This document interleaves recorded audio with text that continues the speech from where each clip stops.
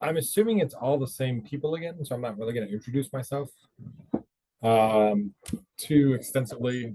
Once, just as a reminder, Joshua Kleiber, Jensen Hughes, Accessibility, Universal Design, Pacific Northwest, Canada, World.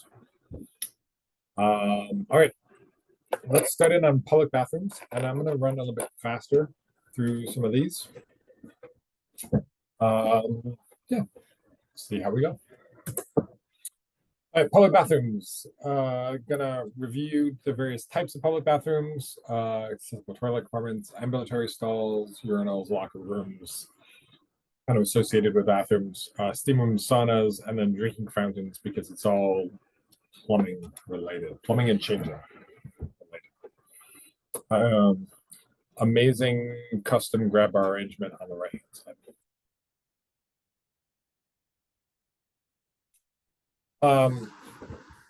Types of public bathrooms. Want to differentiate the three types of public bathrooms that we are generally seeing. Standard multi-user sexed bathrooms, bottom right, otherwise known as the traditional bathroom. For scoping for that, the requirement is that at least one stall and 5% of the lavatories are required to be accessible. The one that is not pictured will be single-user unisex bathrooms, sometimes known as universal bathrooms. A lot of times they're clustered. 50% of these bathrooms are required to be accessible. Then kind of the most recent incarnation of bathrooms would be multi-user unisex bathrooms.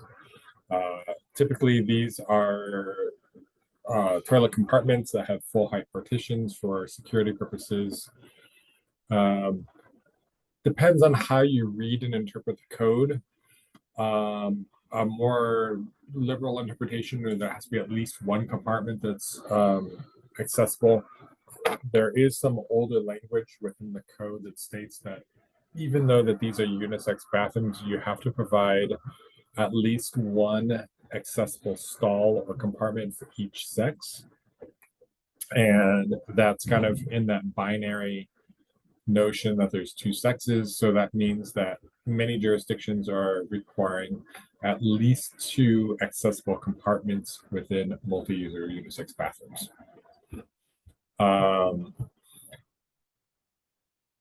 How to differentiate between a clustered unisex bathroom and a multi-user unisex bathroom, it all depends on where the entrance to that bathroom is. So for in the example on the bottom left, the single stall restroom, I pulled that from I think OSU, that's a typo. Note that there's kind of a defined entrance to the area on both the left and the right hand side, so that would be considered a single multi-user bathroom, as compared to a cluster where all the doors just open onto a general use hallway. How do you also, one of the other differentiating factors is that a bathroom will typically contain both a toilet and a sink or lavatory, where when you have multi-user unisex bathrooms, it's just a series of toilet compartments. This is not the case in Florida. If any of you do work in Florida, Florida actually requires a lavatory in every accessible toilet stall, so they're kind of an outlier. So yeah, if you do work in Florida, there's a lot of other weird oddities in Florida too, and you probably know those vagaries. Okay. Additionally, there are family and assisted use bathrooms. This is basically a larger, better version of a single-user unisex bathroom that can be a cluster. They're required in any assembly or mercantile where there's 6 or more toilets required. Usually I see them in pools. Don't really see them in mercantile very often unless you're in like a larger department store. They're definitely at theaters and things like that. A lot of times, these family restrooms will also have a baby changing table, or more recently, an adult changing table as well. Um, but yeah, typically see them at recreational facilities.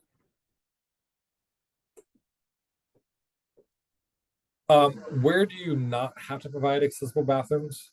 Uh, Bathrooms on code allowed non-accessible routes. So think like non-elevated buildings, in which you have comparable features on an accessible floor, and you don't have to provide accessible bathrooms on a non-accessible floor. Private office bathrooms. This is an exception that is rarely used. It's pretty uncommon to have a private office with a bathroom that's dedicated to solely that office. The exception to that is usually judicial facilities. So you go into judges' offices and they will have a private bathroom. So that way they're not necessarily out in the hallways. Um, a lot of that is to maintain separation between the judge and the public. Critical care and intensive care patient sleeping rooms are not required to have accessible bathrooms, but note that other units are required to have accessible bathrooms. So post-op recovery, if you have bathrooms in the patient rooms, a percentage of those will need to be accessible. And then there's also children's bathrooms. I mentioned this a little bit at the very beginning. There are separate requirements or allowances for children's bathrooms.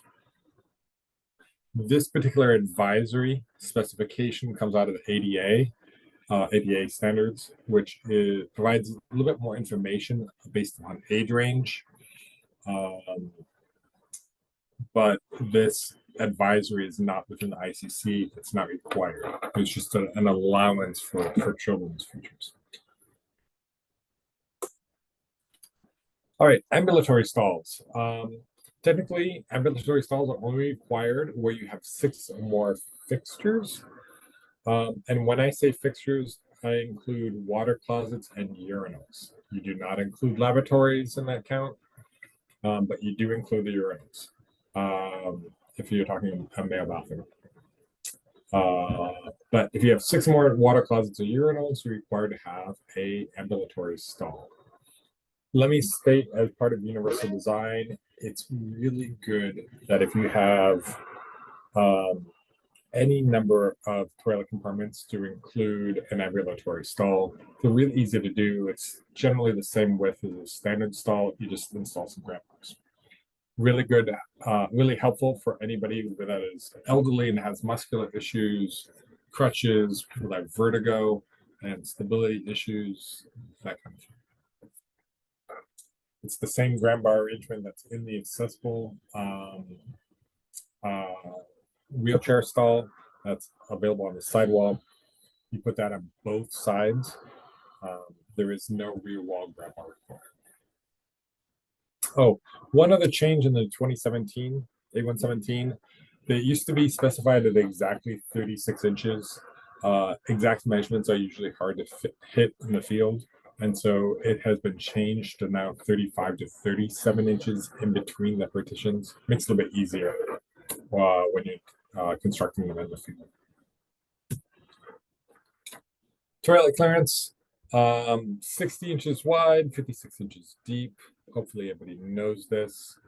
In public bathrooms, there's no other fixtures are allowed within that clearance. So not your sink, not your diaper changing table. So for those of you who like to put your diaper changing table inside the accessible wheelchair accessible stall, not a good practice. What is allowed in there is the grab bars, any dispensers, including feminine product dispensers, other receptacles, coat hooks, shelves, etc. Also, key thing, there is no change in the size to a wheelchair accessible stall in the new 2017 version based upon the increased size and the turning space. There are some changes to the stall size, but not the clearance size. And I'll differentiate that in a minute. Standard toilet compartment size, 56 inches deep if it's a wall hung closet, as we typically see in a lot of public housing, not public housing, public toilets. If you are doing a floor mounted closet, then that extends out to 59 inches. And this is also assuming that you have not the full height partitions, but they're partitions that have the toe space underneath it. If you do have full height partitions, then, or actually, let me change, but the toe space at the partitions, because wheelchairs are getting bigger and taller, which is the reason for the increased turning size of the turning space, increased size of the clear floor space. You're also increasing the amount of toe space in toilet compartments. So rather than being 6 inches tall clearance at the bottom, it's now 8 inches. Sorry, I'm confusing that. Instead of 8 inches, it's 12 inches. And instead of being 6 inches beyond that compartment wall or partition wall, you have to have 8 inches. When you have full height compartment walls, which is common in multi-user unisex bathrooms or all gender bathrooms, and you have that partition go all the way down, because you don't have that toe space underneath that partition, you need to increase the dimensions of that stall, and that increases by that 8 inches. That's where that 8 comes in. They used to be 6 inches, now it's 8. So full height partitions. Let me do some math here. I'm going to go back one slide. So if you have a full height partition that goes all the way down to the floor, a wall hung closet is now going to be 64 inches deep and 68 inches wide. So pay attention to that in your multi-user bathrooms. Multi-user, all gender bathrooms. There's a whole bunch of toilet stall configurations. I'm not going to go in depth onto these. There is a new one in the 2017 that I pretty much guarantee will not be used. It was an allowance to allow an in-swinging door, but it makes the stall so incredibly large that I don't really foresee a lot of architects using it. One thing I do want to point out is in the configuration on the left, this kind of front partition, note that it does not have the standard door maneuvering clearance. This is an exception, which allows a smaller door maneuvering clearance of only 42 inches wide instead of 54 inches wide. Wait, is it 48? 50? Anyways, it allows a smaller door maneuver.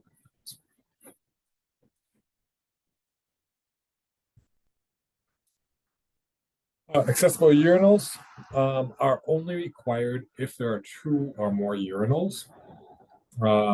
It's basically the lower height one.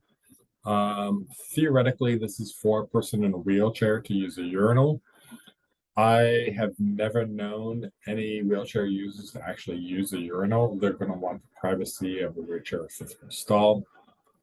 Instead, it ends up benefiting people of short stature and kids. If you have even a single urinal, I would recommend putting it at this accessible height. It's beneficial for a wider range of people.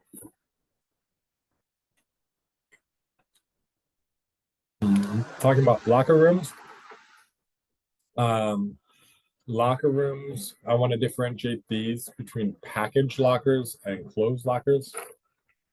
It's where people are actually changing clothes are the ones that I want to address. So not like the Amazon package rooms, or say in a hospital where somebody isn't necessarily changing but just storing their belongings while they're going on a work shift. I suppose this also happens at any kind of place of employment. Where there's actually changing of clothes, there needs to be an accessible bench. And it has to either have a back on it or up against the wall, a back of some sort. One of the trickier things is providing that locker within the reach range.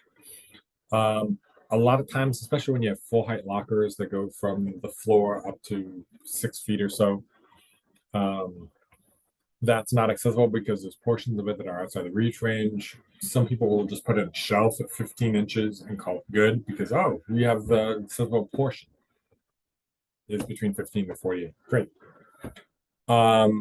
You start running into issues with the ADA about where the ADA requires providing equivalent accommodation. And so is it equivalent accommodation to provide a locker that is smaller than the non-accessible lockers? So there's different thoughts and processes around that. Some people will provide a double wide locker that's within the reach range and consider that comparable to a skinnier full height locker. I've seen different approaches. But make sure you have a conversation with the owner about how they want to approach that accessibility. And saunas require that same accessible bench. Having a metal chair in a sauna where the chair heats up gets really hot and potentially burns people. And so therefore they need to be able to transfer onto the bench within the sauna. Because of that maneuvering within the sauna, you need to have a turning space. Be careful with a floor drain. Saunas typically have floor drains because of either hosing it out or the accumulated moisture or for cleaning purposes.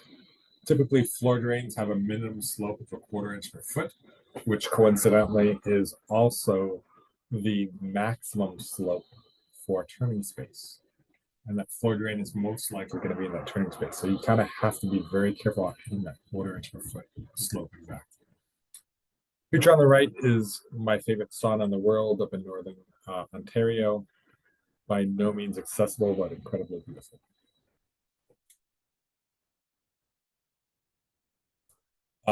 Water fountains. The basic rule of water fountains is where there's one, there's two. You have to provide a standing height and a wheelchair height water fountain. Some people think it's okay to only provide the wheelchair level fountain, but there are people that have back issues, very tall people that have a hard time bending over. You need to provide double height. They are allowed to have a forward or parallel approach. Generally, at the lower fountain, you provide a forward approach with that knee and toe space underneath, as shown on the right-hand side. Be careful about alcove conditions. If you're putting the water fountains in an alcove, you may need to provide a 36-inch wide alcove instead of just a 30-inch wide. Also, be careful about obstructions. When they're wall mounted and in a hallway, the high water fountain can act as a obstruction and might need a cane guard underneath it. A lot of times there's manufacturers' aprons they install underneath that water fountain. And even the low one, the minimum height for sliding underneath for a forward approach is going to be 27 inches. And conveniently, that's the same height that you need for a cane guard. So you got to be careful with mounting that lower water fountain such the bottom is exactly at 27 inches. One of the common questions I get is, well, we don't have water fountains. Can we just provide a water bottle filler instead? It's not considered equivalent, partially because people in the Pacific Northwest, we all carry water bottles. At least most of us do, at least I do. But outside of that, it's not considered equitable to not provide access to water if you don't have a cup or a water bottle. I've seen some people try and install a cup dispenser right next to the water bottle filler and say that's equivalent. Doesn't quite cut it. As far as I know, the only place in the country at this point is in Washington. I need to verify that. It might be in Seattle only. You can substitute up to 50% of the water fountains with water bottle fillers. Typically, you only have to have one water fountain per floor, though. And so that substitution only really provides if you provide it above and beyond that minimum number. Um, all right, getting into residential bathrooms.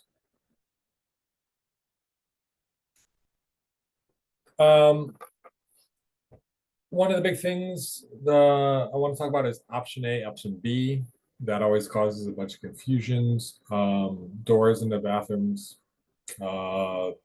discussing each of the various bathing fixtures, toilets, lavatories, laundry, and then kind of the entire space.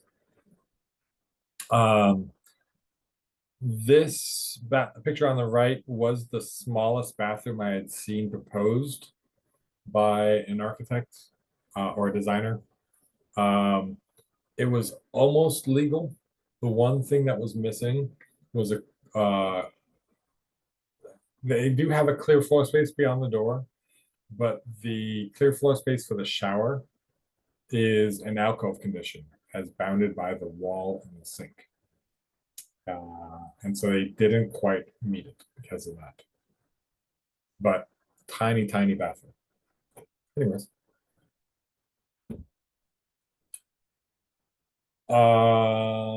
So getting into kind of the unit types and where we're talking about the various residential bathrooms within these different types of units, because it's going to be affected by what type of unit it is. These are all the different unit types that I'm aware of. So accessible units are R1 occupancies or transient. So motels, type A units, 2% Oregon, 5% Washington. Type B units, these are all the remaining units on an accessible route. So not the ones on the upper floors and a 3 or 4-story walk up. There's type C units, which are visitable units. These are not scoped anywhere within the United States, as far as I'm aware. And so you can ignore type C units that are in the A117.1. That's section 1005 or 1105. Non-accessible units. These are typically the ones on the upper floors in the walk-up buildings. Get live-work units. Get a mix of residential and non-residential and or public areas. Those bathrooms get a little bit interesting because you will have a public toilet and a public lavatory and a private shower and private laundry within the same bathroom. So those get all interesting. I'm not going to address it beyond that. Mobility units. These are the ones triggered by the ADA. These are very similar to accessible units, or they're kind of like halfway between type A and accessible units. And then units with communication features doesn't really affect bathrooms. So the two that we're going to primarily talk about today are going to be the type A units and the type B units, which is mostly the multifamily residential. Oh, and there's also the California adaptable units. They're somewhere in between type A and type B. They have elements of both. Okay, talking about option A and option B. In option A, which is probably what most people use in multifamily residential, this is where all bathrooms within the unit have to comply with the option A requirements. Even if there's a single bathroom, that's considered all bathrooms. The big difference is that it allows the forward approach to the bath. I'll make a little note here to change that. The shower still requires the standard approach, but it allows that forward approach to the bath, which means you have the standard tub, toilet, sink configuration in that order. The kind of a little bit lesser known thing is that you are allowed to have up to 36-inch counters or the vanity in the option A bathrooms. I would recommend that you stick with 34-inch because that's a little bit more standard. Every now and then we see them, but then you have to pay attention to whether you're doing option A, option B. In Option B is typically only selected when you have multiple bathrooms within a unit. In that case, one bathroom must comply. And you typically will have a parallel approach to the bath and then your typical shower arrangements. The other thing is that you have to have 34-inch maximum counters in for your lavatory. Keep in mind that powder rooms are typically exempt.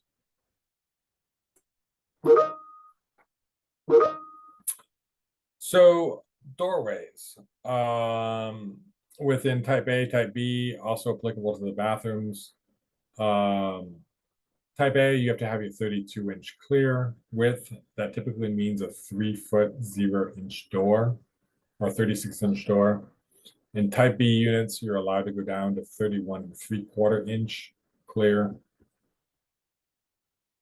FHADMs is 32-inch nominal. If you're choosing to use if you're choosing to use FHADM as the safe harbor, that typically is 31 3/4, that 32-inch nominal. So you can, in type B, and if you're using FHADM as a safe harbor, you can use your 2'10" or 34-inch doors throughout throughout the unit, but except at the primary entry door.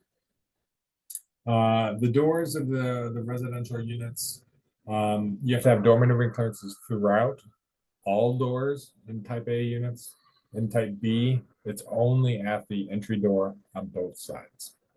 FHADM is a little bit more relaxed, but because state code is more stringent, you still have to provide it at both sides of the entry door in type B units. In type B units, there are no requirements for hardware for the doors. You could have twist handles if you really wanted to. Don't recommend providing those. But in type A units, you do have to have accessible hardware. Typically where this comes up is at pocket doors. The picture on the right not only shows the lever handle in the background, but shows a pocket door hardware for an accessible pocket door hardware within a type A unit. This is a locking version. My understanding is that they're a little bit harder to adjust. And there is also a non-locking version that doesn't have the little hole cut out for the latch. It's just a solid steel plate that screws on. All right, bathing fixtures. There are generally 4 types of bathing fixtures. We're going to be going through each of them. So we got transfer showers in the bottom left, roll-in showers in the bottom middle, alternate roll showers in the bottom right, and tubs in the upper right. Also, one quick thing to note, hand showers are required in accessible units and type A units. Yep. All right, transfer showers. So minimum size in of transfer showers where a person is not taking a wheelchair into the shower itself, but is transferring onto a bench or seat. That may be a foldable bench that is permanently mounted. It may be a movable bench in the case of type B units, but they're kind of physically transferring onto a bench and then bathing there. In type A, the requirement is that they are 36 inches by 36 inches interior dimensions. Quite often, that is not really met on a lot of on many residential projects. That's because the industry will have a 36-inch by 36-inch rough opening transfer shower prefabbed. And once you do that 36 by 36 inch, it usually drops down to around like 34.5 inch by 34.5 inch interior dimension. It's not technically compliant. It is a very common practice from designers and architects. Part of that is there's an increased cost for the 38-inch by 38-inch rough opening showers. They're not nearly as common, so the manufacturers charge more for them. It is only in a few of the Type A units. I would recommend specifying those if you can. In Type B, minimum dimension is 36 by 36. Especially, well, it's minimum dimension 36 by 36. If there is more than one bathing fixture, if it is the only bathing fixture, it has to be 36 by 36. And the same goes for the FHA DM. If it's the only bathing fixture, it has to be 36 by 36.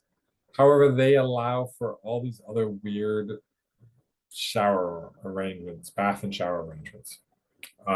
You'll see lots of those diagrams in the FHA DM. You have like a on the diagonal and diagonal hot tubs and spas and jacuzzis and all that. Yeah, makes it a little bit tricky. That's why a lot of people go with the option B, where they make for bathrooms, where they make one bathroom meet all the entire accessibility requirements, and the second bathroom you can do whatever you want. You can have a jetted spa, you can have a closet tub. It allows you that freedom when you go with the option. In all three of these different standards, you have to have horizontal and vertical grab bars. Horizontal grab bars. In the Type A and Type B, you have to have vertical grab bars on the control wall. FHA DM does not. Type A and Type B also requires reinforcement for the bench. The bench does not have to be installed. Neither do the grab bars. FHA DM doesn't even require any reinforcement for a bench because they assume that you can use one of those benches that's on wheels that can roll in and out of the shower. In Type A units, the controls have to be offset between the center line of the control wall and the open side of the shower. Yep. One of the reason why I have this on highlight in red is just to kind of cue an extra note for me.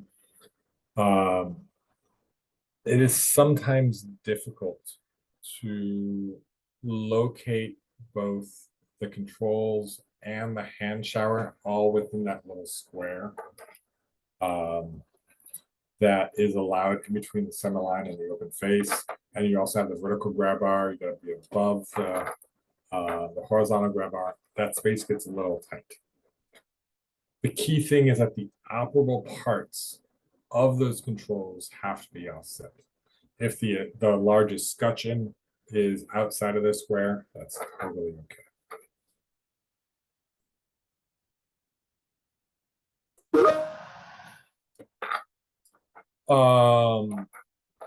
Here's that little square that I was just talking about. These are going to be the grab bar dimensions for the transfer shower.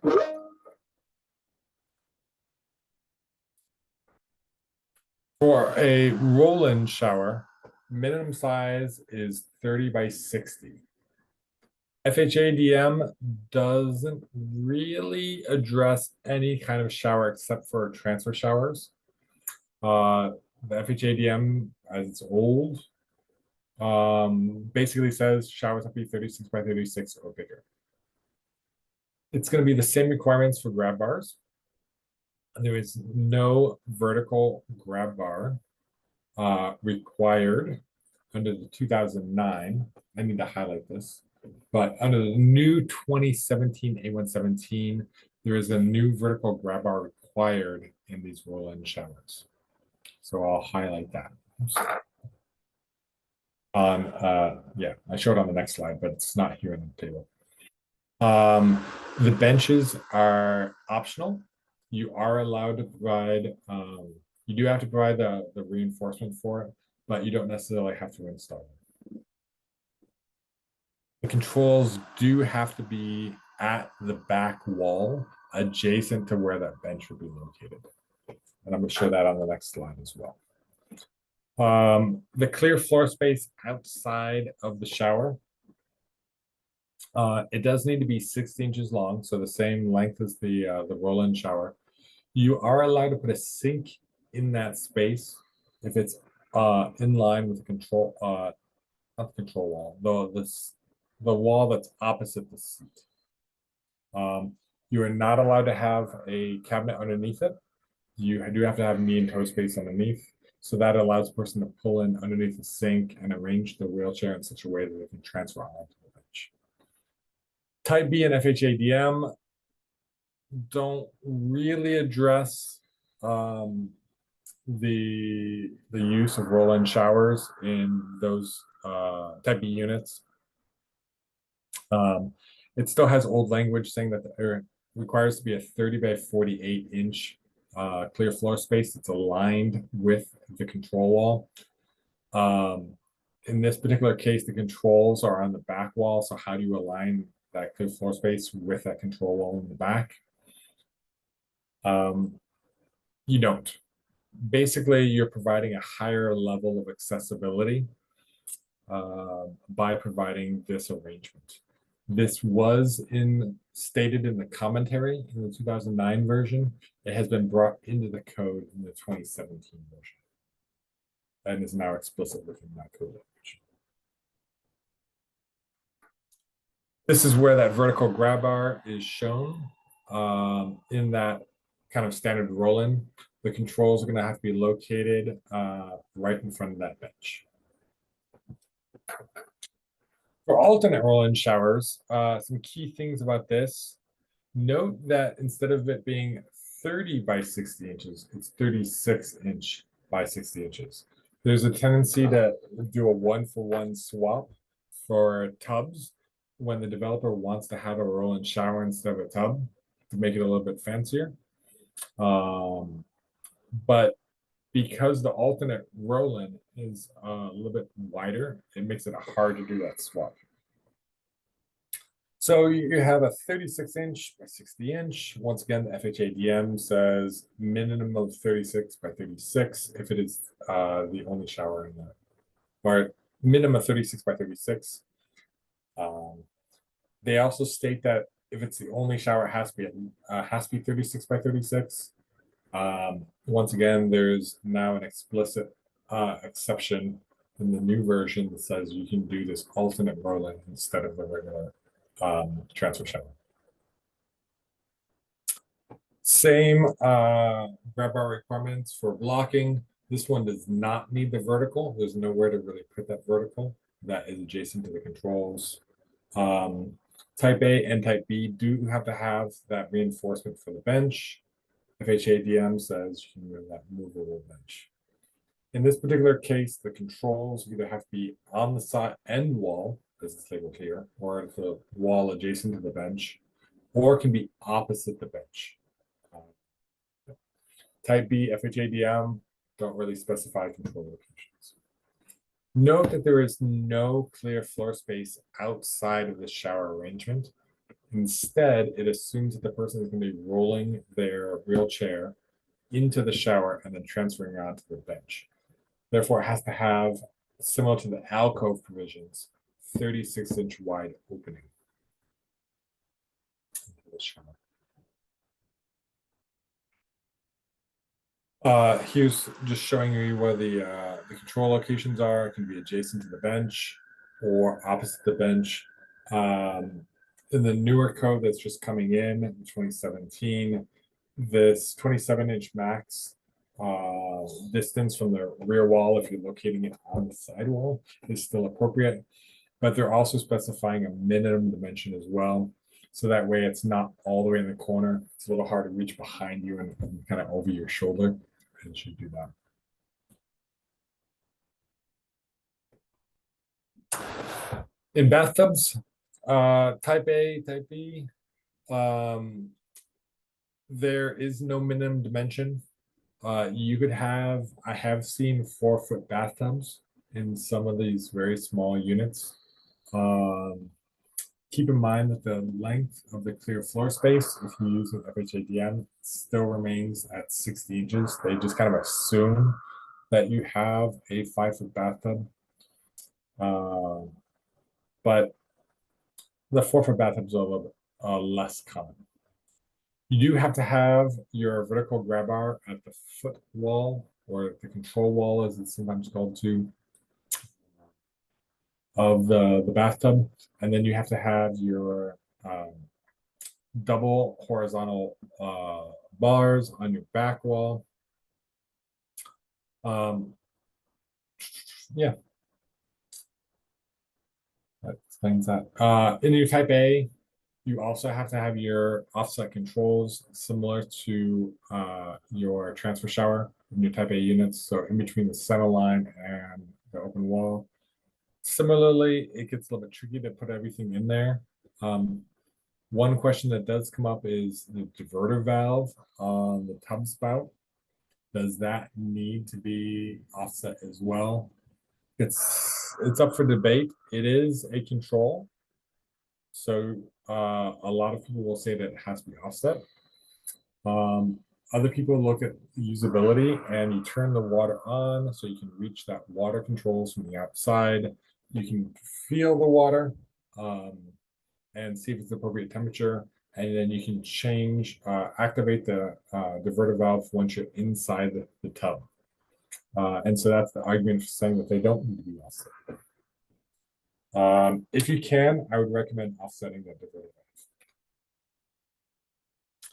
valve. Okay.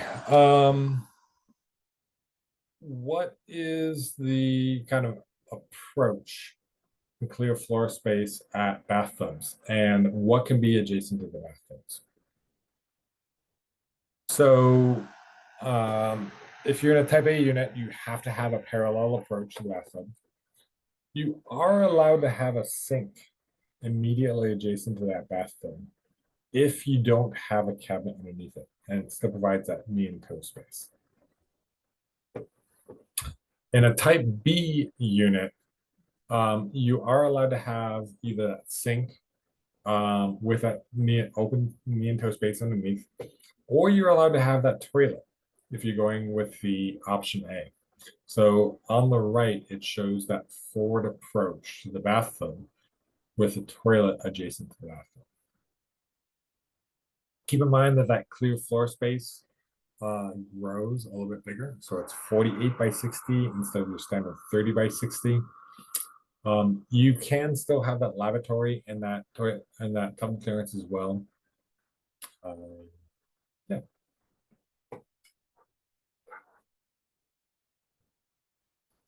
There's the grab bar arrangements for a bathtub. That shows where the control locations on that foot wall, the control wall, being between the center line and the open side.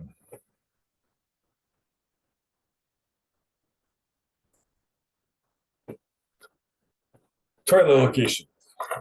This comes up on every single residential project. If you're using FHADM as the safe harbor, your toilet has to be, if it's adjacent to a wall, has to be exactly 18 inches away from the wall. It's the biggest source of headaches on projects, and trying to get plumbers to hit that 18 inches exact and what is the tolerance allowed on that 18 inches is a never-ending source of conversation. If you use the 2018 IBC as a safe harbor, which I recommend, it makes it a lot easier for your type A units. And I've kind of broken it down into type A and type B, but let me see if I can change your thinking on this. Rather than type A, type B, think about it. Is the toilet next to a wall that's capable of supporting a grab bar, or is it not next to a wall? Typically, that's next to a tub. If it is next to a wall, the requirement in the A1 17.1 is between 16 and 18 inches away from that wall. I would recommend going for 17. That gives a plumber about an inch clearance on each side. So that way it's a lot easier to hit rather than trying to aim for that exact 18. If it's not next to a wall, that's where you have to install a swing up grab bar. And it has to be at least 18 inches away from the closest obstruction. So yeah, think about it next to a wall. And if you're using 2018 IBC as safe harbor, go for 17. If it's not next to a wall, go for at least 18. And that will cause, hopefully that causes the least amount of like offset flanges that need to be installed when the turret location is slightly off. Another thing to note, in your Type A units, the flush controls have to be on the open side of the toilet, so please pay attention to your right hand, left hand versions of your toilets, depending on the bathroom configuration.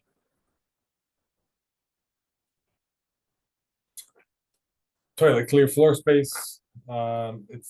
This kind of goes back to what we talked about before in the public bathrooms. It's 60 by 56.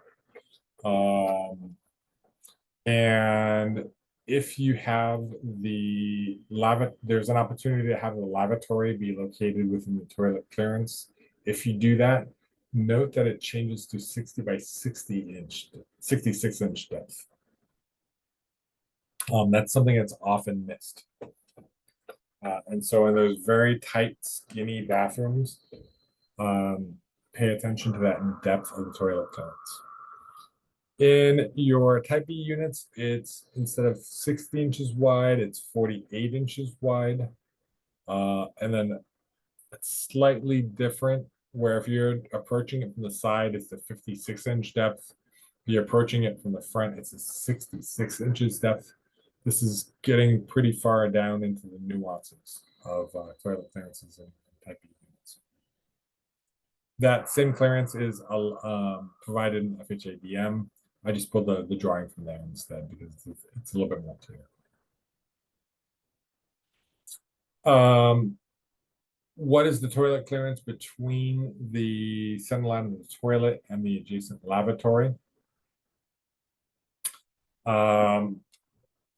In Type A units, it's typically 18 inches from the center line of the toilet to the lavatory. Generally, think about it being as 36 inches from the adjacent wall to the lavatory. And then you can locate your toilet at 17 inches. And that gives you enough tolerance and play in there in order to kind of meet both of those requirements, both toilet location and your lavatory clearance. In Type B units, that 18-inch dimension between the toilet and lavatory can drop down to 15 inches. And so you would maintain 33 inches in between the adjacent wall and the lavatory countertop. So that's the 18 inches minimum for the toilet plus the 15 inches equals the 33. A little bit of math there. Let me go back one slide and mention this. When you have a lavatory adjacent to a toilet, the maximum depth of that lavatory is 24 inches. Usually it's not that big of an issue, except when you get into this situation where somebody is trying to put a toilet either in its own room or in a little alcove next to a shower. Because that shower is more than 24 inches deep, it exceeds that maximum depth of the adjacent obstruction. Be careful with that when you're putting a toilet in its own separate room within a bathroom. This situation also pops up there. Okay. Grab bars. In Type A units, it refers you back to the public bathrooms locations of where the grab bars are located. So these two diagrams are showing where they are required in a public bathroom. They're the exact same for a Type A unit, except that you do not need the Type A, the vertical grab bar. So that vertical grab bar that's shown on the left-hand drawing is not required for a Type A unit or even a mobility unit. You do have to provide the full size grab bars. So this full length that is shown in these diagrams.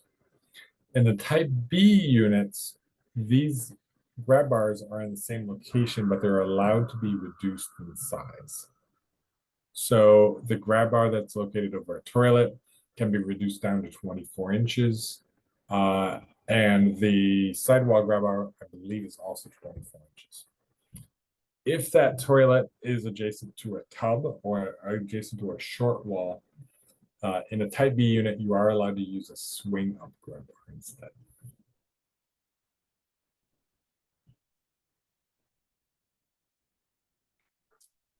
Moving on to lavatories.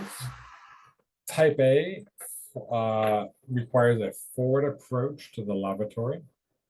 You are allowed to do a removable cabinet underneath that lavatory. Works great. You do not need to have that clear floor space centered on that forward approach sink, though I highly, highly recommend it.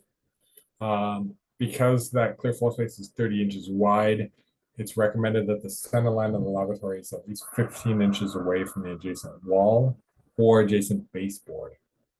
A lot of times it's the door trim too. Type B units and also FHADM allows for that parallel approach. If you do a parallel approach at a type B unit, which is the most common, that parallel approach has to be centered. Therefore, you have to be at least 24 inches off of the adjacent baseboard. If you do a forward approach, you have to have a removable cabinet. If you do a parallel approach, you can provide a removable cabinet, but you don't have to. It can be fixed too. That's one of the major differences in California. Adaptable units in California allow a parallel approach to the lavatory and the bathroom. But even though it's a parallel approach, you still have to have a removable cabinet.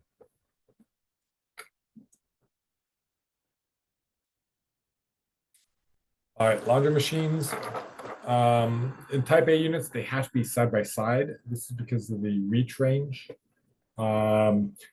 If you have stacked laundry, the upper machine, typically the dryer, will not be located within the reach range. You also have to have a parallel approach in type A units. Type B units, a lot more relaxed. You're allowed to have a stacked laundry. And you can have either a forward or a parallel approach. In type B units, you're also allowed to offset that clear floor space from the laundry machine too. So in the last session, I had recommended against putting in diagonal floor spaces. This is kind of that example of a bathroom where you can kind of fit in a diagonal floor space. Please don't do that. Please put them in orthogonal. It makes it a lot easier for a person in a wheelchair to kind of get in and shut the door. In type A bathrooms, you need to have a turning space. In type B, you don't need to have one. You just need to have a clear floor space beyond the swing of the door. Typically in a type A, if you do have that turning space, then you're going to have to be provided with that clear floor space beyond the swing of the door, just by its very dimensions.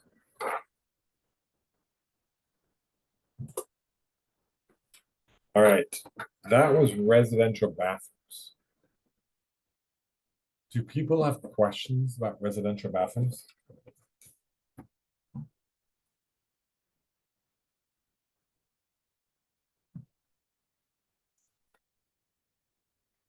Okay.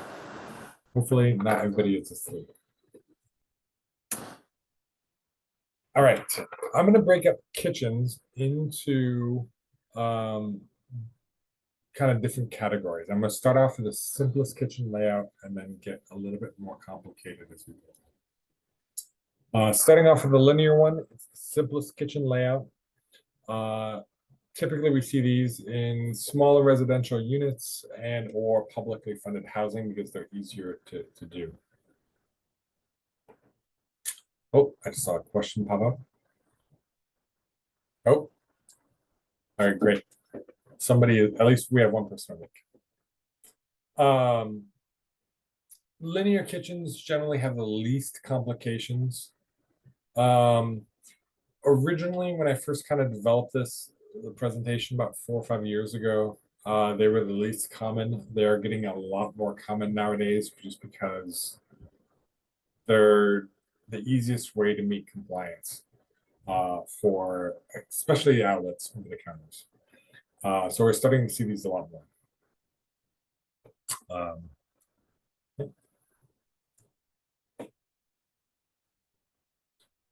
we also get pass-through kitchens. This can either be done because there's an island located in the kitchen, but generally it will have an accessible route or an accessible route into the kitchen at both ends. It could either be linear or it could be a corner kitchen uh, that has the accessible routes. When I say this pass-through kitchen, I'm meaning it's a linear kitchen with an island or an opposing bar sometimes. The main requirement here is that you have 40 inches between the opposing elements. Um, it's allowed to go down to that 40 inches because a person in a wheelchair can enter into the kitchen, use it, and then go out the other side without having to turn around. That 40 inches is measured from the face of appliances and the edges of countertops, which can get a little bit tricky, especially if you are designing where the island goes, but have you not yet specified what the fridge, the range is, and what the depths of those are. Next level is going to be the L-shaped kitchen. Most of the time, these will have an island. Sometimes not. If it does have an island, you would have it's kind of like a bent pass-through kitchen. Once again, you still need, because they're able to get in on one side, get into the kitchen on one side and out of the kitchen on the other, you still only need to have 40 inches between the opposing elements. L-shaped kitchens get a little bit trickier because of the outlets in the corners. Notice that this picture on the right is not compliant. I should have put one of the red slash marks.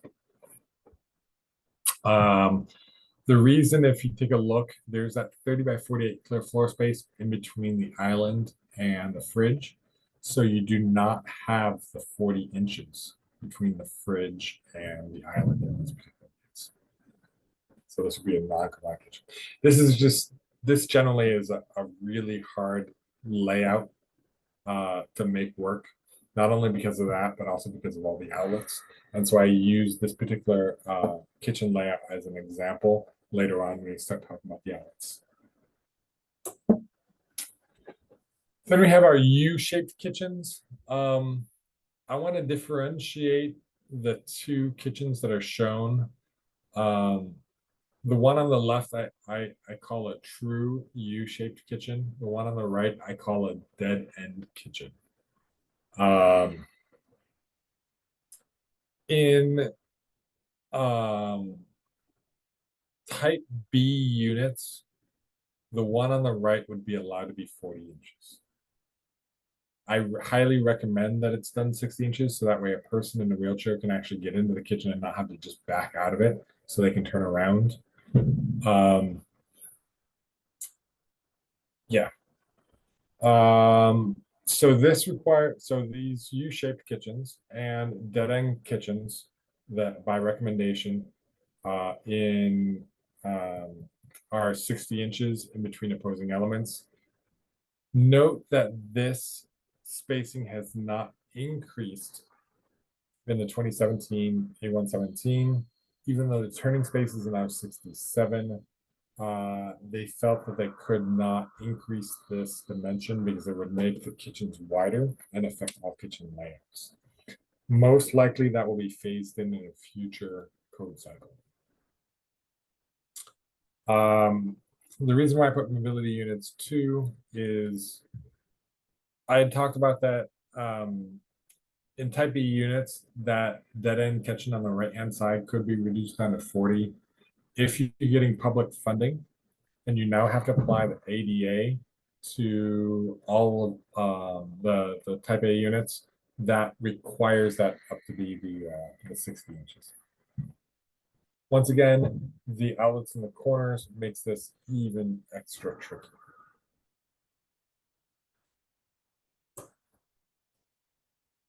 Oh, look, this is where I talked about the 40 inches.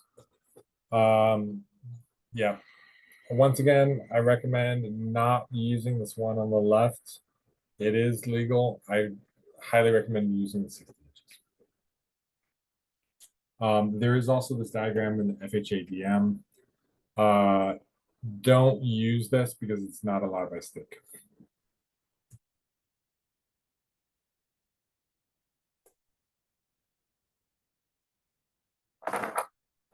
Oh, I just showed this thing. Okay.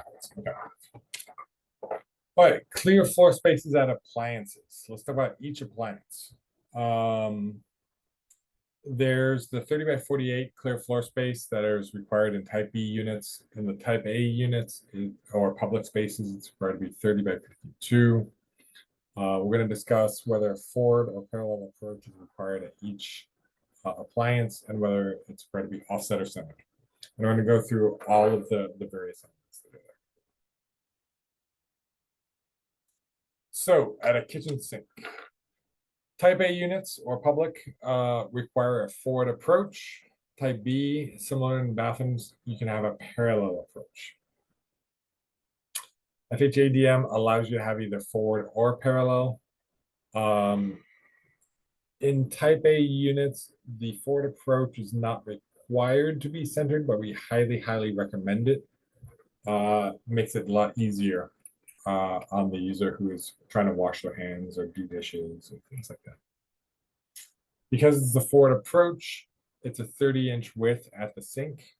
Type A, if you're doing a parallel approach, type B or FHADM, you got your 48-inch width. One of the hard things is having a garbage disposal in a type A unit. This goes back that a little bit more complicated. You have to align the forward approach with knee and toe space such that the toes are aligned with control.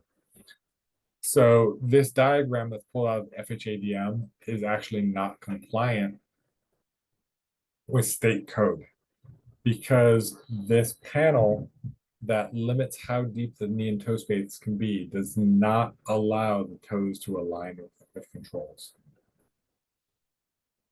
Can you actually install a disposal in a type A unit? Yes, but it's really hard to. Typically, if you want to be fully compliant, and this is what they do in California, you specify a sink with the drain, not at the center of the sink, but at the rear of the sink. And depending upon the design of the sink and location of the controls, you might be able to hit it with that. Otherwise, InSinkErator and the various other brands sell an offset for being able to offset the garbage disposal from the drain. And this greatly increases the possibility of it clogging before it hits the InSinkErator or garbage disposal. But that's how they do it in California, where they're a lot pickier about it. I've not seen this called up here in Oregon or Washington, but it might be something that might pop up on a plan. Range or cooktops. For the most part, I'm going to talk about slide-in ranges because they're a lot more common. Note that cooktops allow for forward approach. But for typical slide-in ranges, you have to have a parallel approach to the range, and it has to be centered. And you have the appropriate widths. Because a range typically is not 48 inches wide or 52 inches wide in a case of a type A unit, you cannot put the range all the way up against a corner cabinet or up against the wall because you have to have a centered clear floor space that's parallel approach on the range. In type A units, you also have to pay attention to having the controls at the front of the range. One of the questions I very often get is, oh, our cabinets are allowed to be 34 inches, are 34 inches max height in type A units. can we have a 36-inch high range in that type H? So where the range top is 2 inches over the countertop. And the answer is yes, you can. It's not preferable, but the 34-inch high ranges are more expensive. And so when you start getting into affordable housing, it's one of the items that gets VE'd. Oven. To differentiate this from the range, because sometimes they're separate things, the oven itself can have a forward or parallel approach, and it is typically to the oven door, not necessarily to the oven itself. And so there's a whole bunch of different configurations, forward or parallel approach to any of the three sides of the oven door. Is it really practical to have a forward approach to the oven door when it's open from like the open side? Not really. Most of the configurations will allow you to approach it either from the front or at least one of the sides, so it makes it a bit easier. One of the weird things in the FHADM is that it states that all appliances have to have a centered approach independent of how the appliance is actually used. So the FHADM says you have to have a centered approach on the oven with the door closed. Doesn't make any sense. With the ovens, it doesn't make that much of a difference. It will make a difference with the dishwashers, which we'll see on the next slide.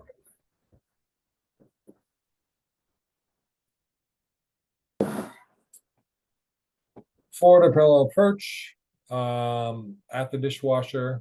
FHADM says you have to have a centered parallel approach with the door closed.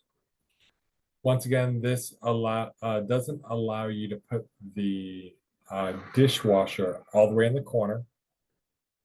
So this is a prime example right here of why I do not like the FHADM. The text says you have to have a centered parallel approach on the dishwasher. And yet on the same page, the accompanying diagram shows this, which obviously does not have a centered parallel approach on the dishwasher with the door closed. Self-contradictory. So in the A117, it assumes that the clear floor space is adjacent to the open door, which is how dishwashers are typically used. One of the other requirements that I get asked about is that the dishwasher door cannot overlap the sink clear floor space.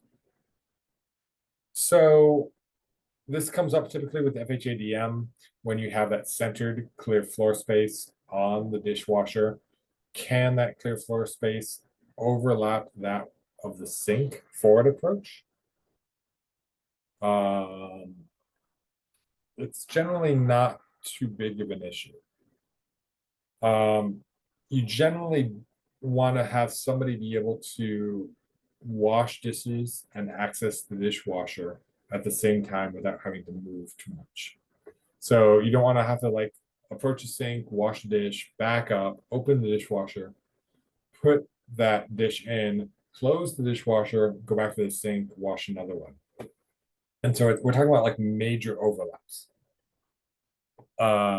If there happens to be, say, like as in the diagram, this is one of the places where this diagram is great, where you can put your toes underneath the dishwasher door, and therefore there's that amount of overlap, totally fine.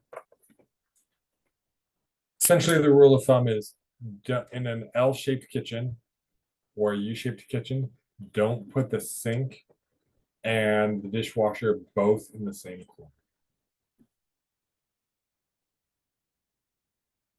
Okay, for a work surface, public areas, work surface is required, and it has to be adjacent to the oven. This comes up in mobility units, as well as the public. And the type A unit, a work surface is required, but it can be anywhere in the kitchen. And according to Type B and FHADM, not required anywhere.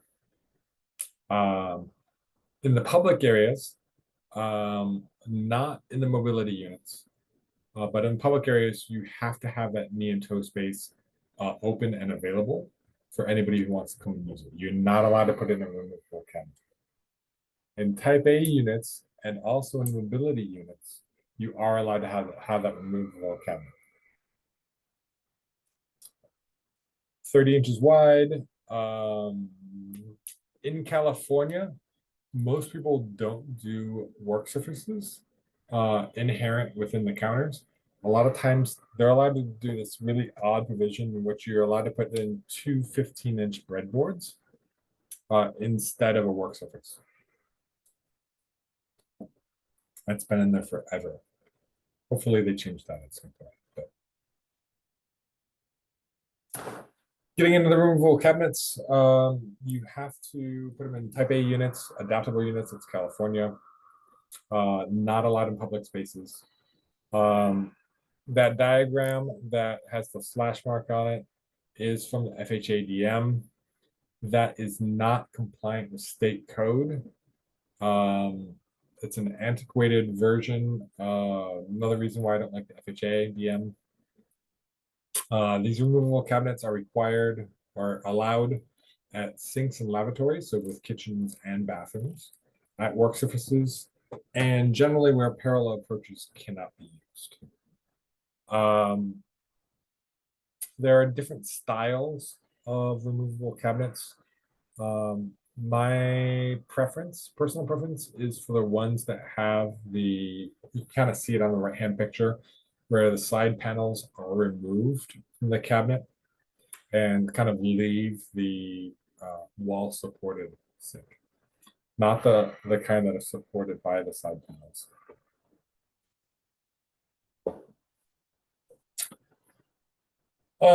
Getting into dining spaces, our dining surfaces, they are required in public spaces. The dining surfaces requirements are not applicable inside of units. Generally, 5% of the dining surfaces are required to be accessible. It's a little bit vague in the code, but typically we want to see those distributed amongst the different types of dining surfaces in different locations. So you have tables, banquettes, bar seating.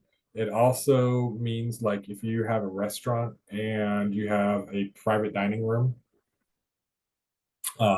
you would provide that accessible seating in that private dining room as well. One of the things to be careful about on dining surfaces is overhangs. You need to provide that knee and toe space underneath, but you also have to be careful about that say you have an amenity kitchen island and you have that overhang sticking out. That is actually an obstruction. It extends more than 4 inches between a height of 27 and 80 inches. One of the easiest ways to kind of resolve this is to put a waterfall edge on each side of that counter, so that way you kind of block that obstruction. One other creative way I've seen it done is to attach a footrest underneath that obstruction, so it doesn't stick out nearly as much, and that footrest serves as the cane bend.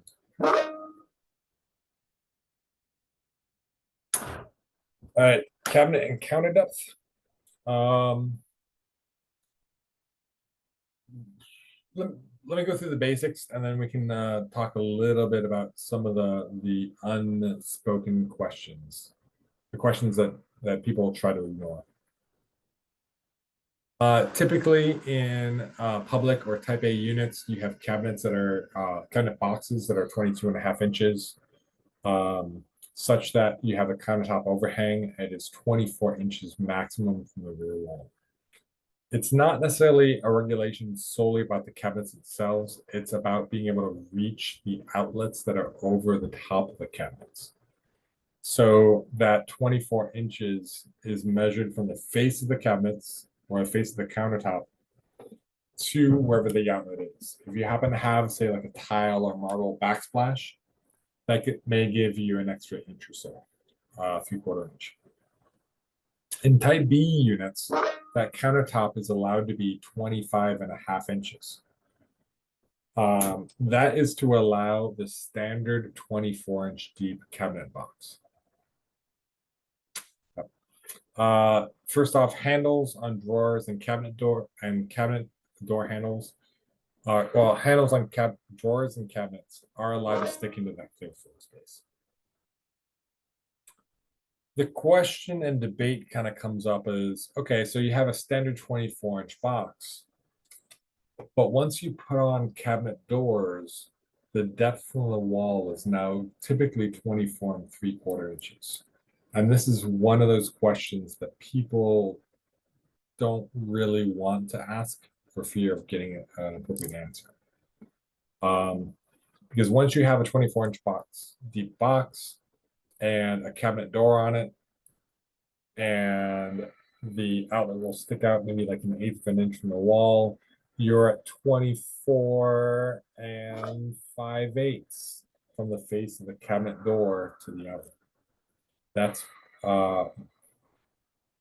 more than 24 inches.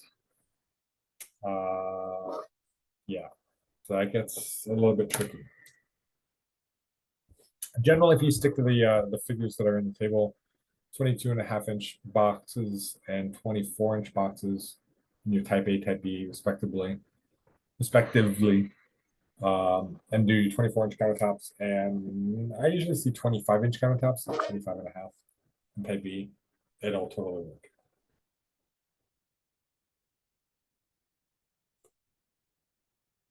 Oh, that should not have been kitchens. That should be outlets. All right.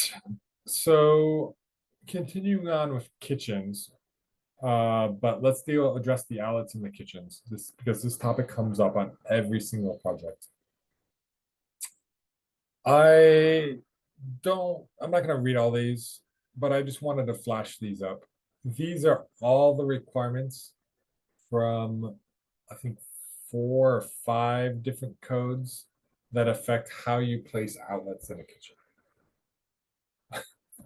It's a lot of different requirements. Yeah.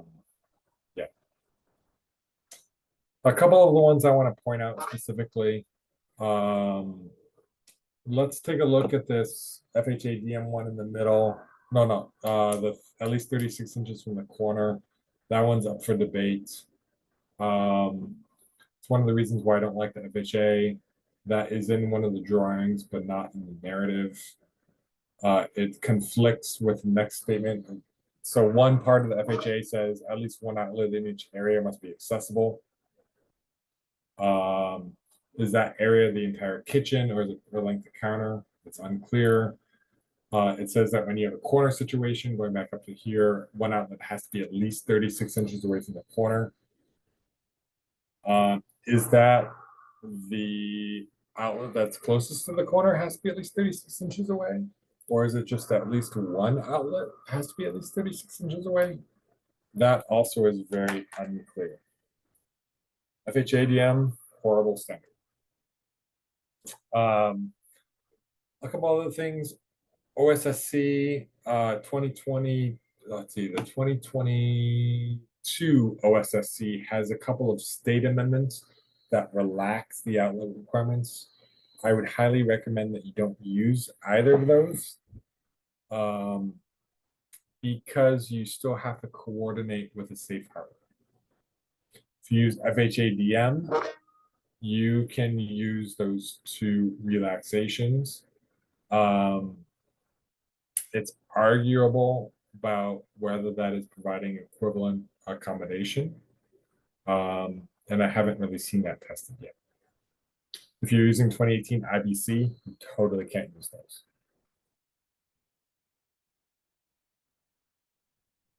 All right. Typical outlet errors.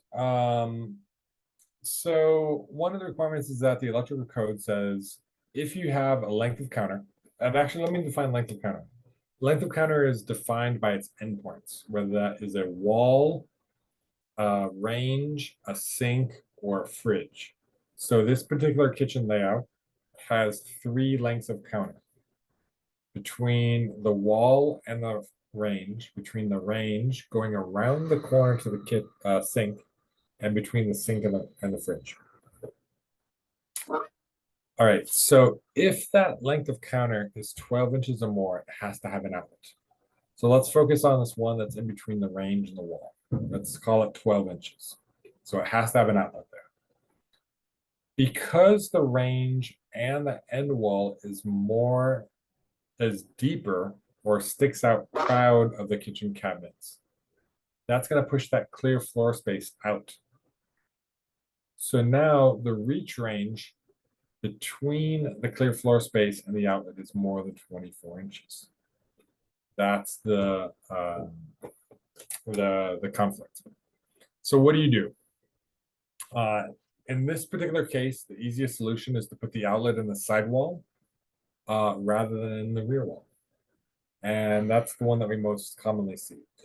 We also see something called a spice shelf, in which you actually box out a little piece of the counter and put the outlet in the face of that spice shelf. And then you can put spices on top. It's right next to the range, super handy. Other ones, you can do a tombstone outlet or a surface mounted outlet in the countertop. I would highly recommend you don't do surface mounted outlets in the countertop because of spills. Under the 2009, under the 2018 IBC, under the 2018 IBC, you can put the outlet in the face of the cabinet as well. Due to recent changes in the National Electric Code, you are no longer able to put that outlet in the face of the cabinet. They have prohibited outlets below the countertop. It's going to make it really tricky on islands about where you're putting the required outlets for islands. The last potential solution is the one that I like the least, which is that you skinny up the cabinet and make it an 11.5-inch cabinet or an 11-inch cabinet, and therefore you're not required to have the outlet and you remove the outlet. And it's the reason I don't like it is you're making it compliant by removing an element that's usable.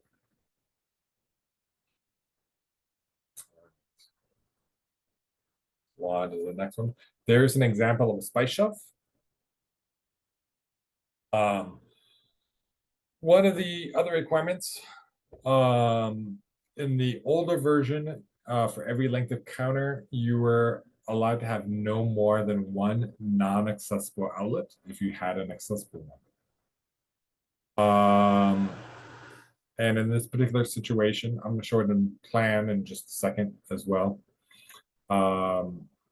You have that outlet that's located in between the range and the kind of perpendicular cabinet. You're once again out of 24 inches because of that projection beyond the face of the cabinets. So you can use a spice shelf, and that brings it out. It's a great solution. Looking at it in plan, and taking a look at it in the corner, this is that exact situation for this one that is just above the range. The clear floor space is pushed out by the range. It's now more than 24 inches.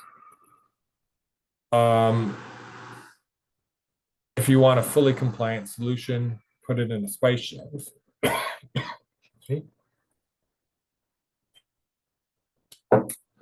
Or use a box extender, put it in the face of the cabinet if you're still under the old code. Several things that you can do. Another potential solution is to ask the owner if they want to supply a box extender upon request. This is probably the most common solution. It is not technically compliant. Though a lot of developers do not want to install a box extender proactively because they're pretty ugly. I mean, you have this outlet that's sticking 3 inches away from the wall.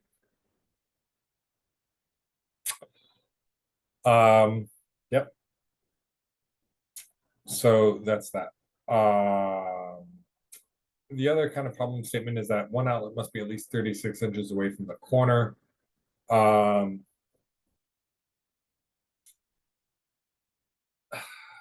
That's a hard one to get around it because it depends on who is doing the interpreting. I'm a big fan of saying, well, one of the outlets is at least 36 inches away from the corner. Um, you do have access to accessible outlets. Let me go on to the next slide to show you what the more compliant. Oop, I don't have that. So the green outlet is compliant. The red one in the corner and the upper left is non-compliant. If you choose to put a box extender or a spice shelf on the one adjacent to the range, that one would be compliant. Then you have the one on the bottom of the range, you put that in the sidewall, that would be also be compliant. You now have three compliant outlets in terms that are within the reach range. You may not have any of them at least 36 inches away from the corner, but you still have three within the reach range. And that's why I really don't like that requirement that's in the FHADM. Um, depends on who's doing the reviewing and whether you get called on.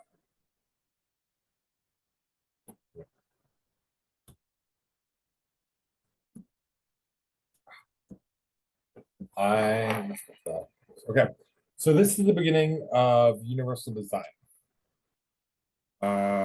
Does anybody have any questions about code compliance in residential units?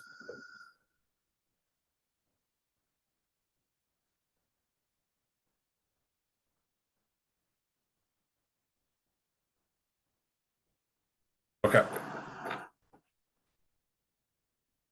So this is my favorite subject. I like talking a lot more about universal design, going above and beyond the code, designing for particular populations.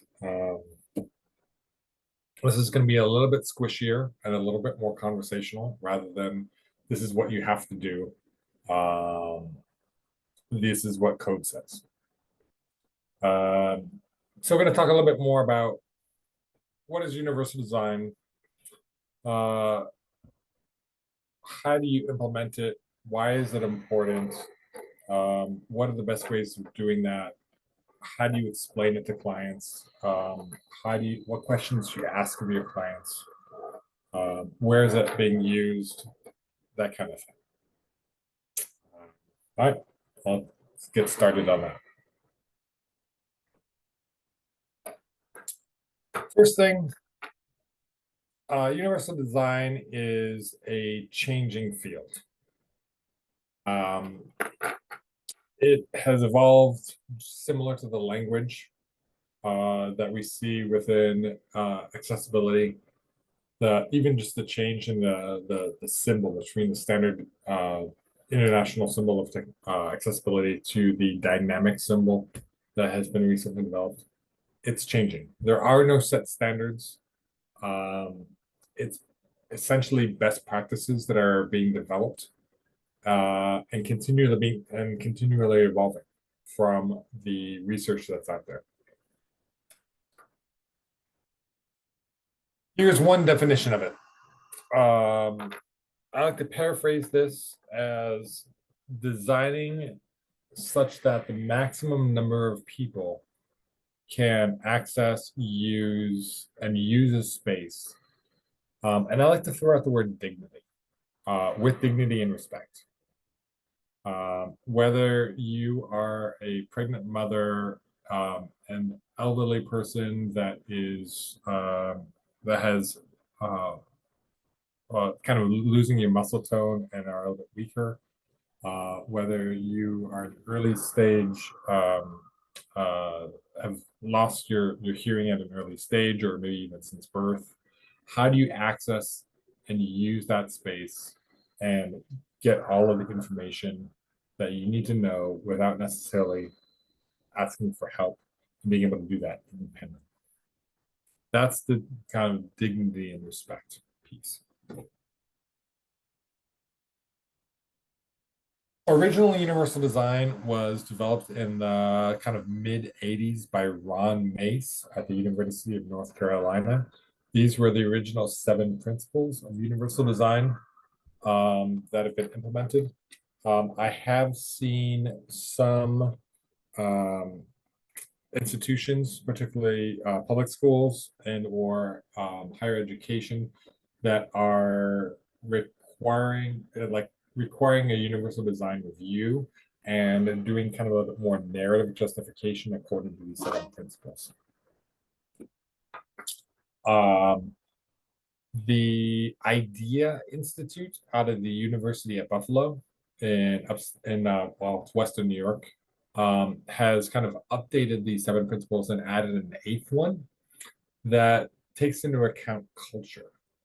So religion, race, historical background, immigrants that may or may not speak English.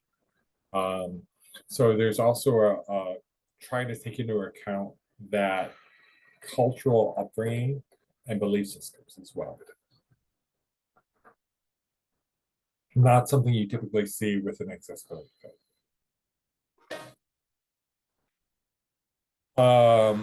So why is universal design important?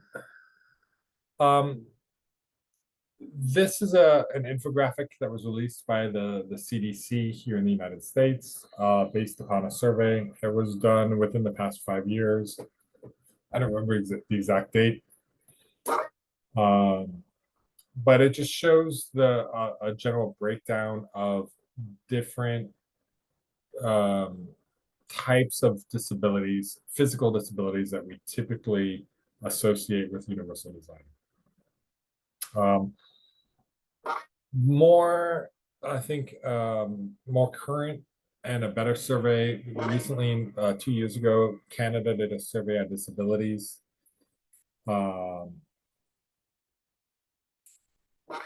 it showed that about 27% of the population self-identified as having a disability. Keep in mind that these are people that are self-identifying as having a disability, and universal design takes into account a lot more than that. And who does it benefit? Delivery people, pregnant mothers, people that have temporary disabilities. Say, like, I broke my hip in a skiing accident and I'm in a cast for 3 months, 4 months. Most people would not identify that as a disability, but would benefit from universal design. So I translated these statistics from the Canadian survey into based upon the US population, assuming similar rates.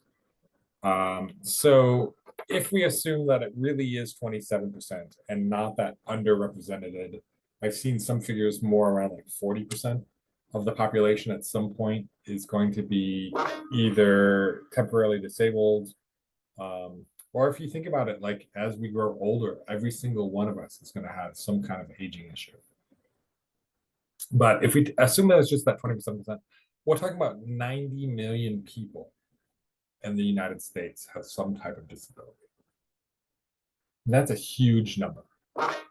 And of that 90 million, approximately 72% of them, or 67 million people, encounter barriers to access, whether that is architectural, phones, challenges at an ATM, challenges with the internet. 72% of them encounter barriers on a regular basis. Another great statistics that I just read across, the Open Doors organization, it's dedicated to accessible travel, did a study in 2020. Disabled adults in the United States spent close to $60 billion on travel each year. And that's a significant amount of money. It's not all spent in the US, but just to kind of give you a sense of how much spending power is there and why businesses should really take into account universal design. Okay. So who benefits from universal design? Typically, it's for the identified spectrum. So blind, deaf, neurodivergency is kind of becoming a little more popular and a little more buzzword. But it also takes into account trauma victims, So we think about trauma-informed design and how that relates to permanent supportive housing and the transitional homeless. I've worked on domestic violence abuse shelters, um, and to some extent, they're dealing with trauma-informed design in K through 8 schools as well, especially post-COVID, and how to deal with that. Around genderless design and even ethnicity. Um, yeah, and understand that a lot of people will have multiple of these. You get a non-binary person that is homeless and has experienced trauma after being kicked out of the house by their parents. That's just one great example of a person that fits into more than one of these categories. And there's a lot more categories too. Um, but when you start designing for the populations that are here for these particular the specific design principles for each of these populations by expanding them and including that into your general design awareness, it undergoes something called the curb ramp effect. You design for one person and it ends up benefiting everybody. Curb ramps were originally advocated for by an activist group in Berkeley in the probably late 70s, early 80s called the Rolling Quads. And they wanted curb ramps. They wanted curb ramps in order to uh, allow them to gain access to the stores and be able to navigate around town. But not only that, it helps delivery people, mothers with strollers, the elderly that have toe drop, people that are riding scooters, skateboards, all of that. That's the curb ramp effect. When you design for a marginalized population, that ends up helping the general population almost all the time.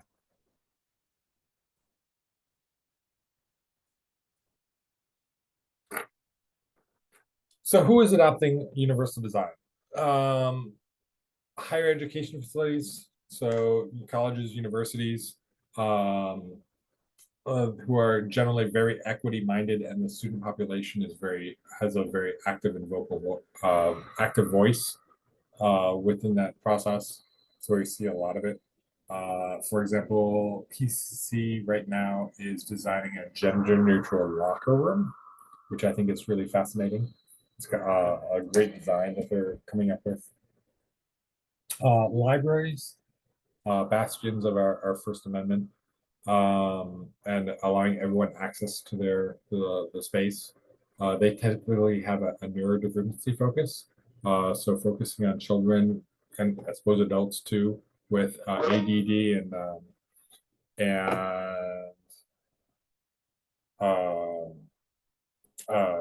autism. Healthcare and assisted living have a tendency to focus on elder care and also body type, so like bariatric patients, and more they're starting to deal with trauma-informed design and uh, and mental health issues of various types. See that a lot also in publicly funded housing, mainly because of the population. The poor segments of society that need additional help getting into housing tend to have more both physical and mental disabilities as well, or issues, challenges, immigrants, that sort of thing. We're also seeing that a bunch in transportation. So if you take a look at airports specifically, you get the pet relief areas, sensory rooms, starting to see those more and more in airports, and the ablution prayer rooms in multi-faith centers. Just in case anybody hasn't seen one before, that is a ablution station or a foot washing station that you will see in multi-faith centers or in mosques if you are lucky enough to go to a mosque.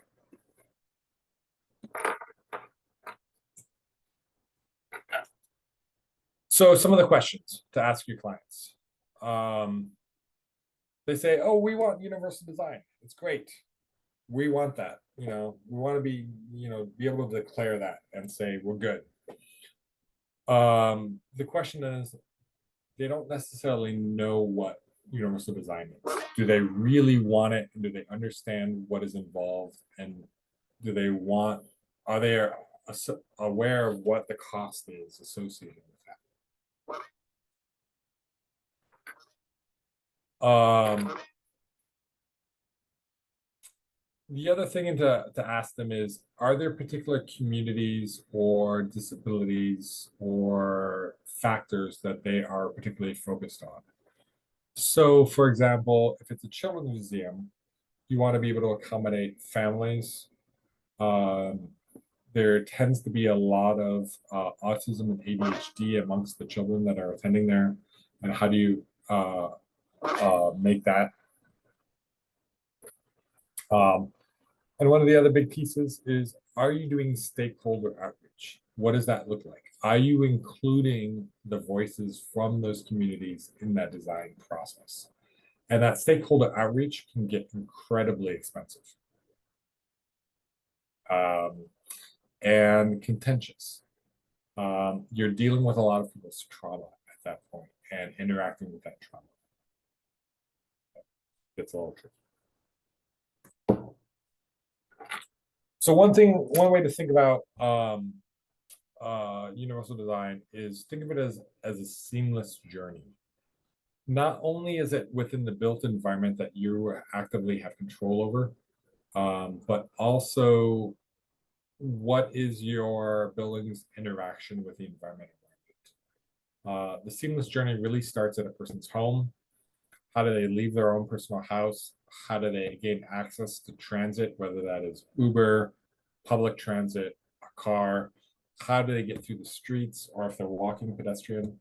How do they get to the location they're going? How do they find your particular building? And what is that? How do they find the public entrance? If they're where do they wait as they kind of go in?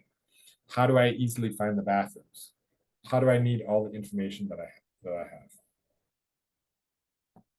So think about as that entire journey and put yourself in the position of a person who is using that space. This is a slide from a universal presentation I did for a transit for an airport. So these are just some of the things that you would normally, I don't know, maybe you would consider them within an airport. But what is the relationship between the airport and other related items in the neighborhood? How do you get from the airport to the hospital? What is the relationship to the parking? And where does the taxis and Uber drop people off? So what does that look like? Is it easy to find those transit pickup locations? And there's a whole bunch of stuff that is specific to airports, but would be within the realm of universal design. It also quite often goes beyond the built environment, gets into staff training. What terminology is the staff using? Are they familiar with the various elements within that, within the building? How do you deal with egress? And are there, say, like in an elder care facility, it's mandated that they have appropriate egress plans.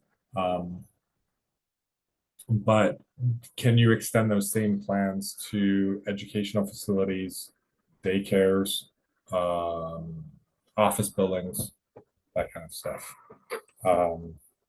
Yeah. So kind of in our research, especially through educational institutions, there tends to be four main topics that come up over and over again. And they usually come up in this order.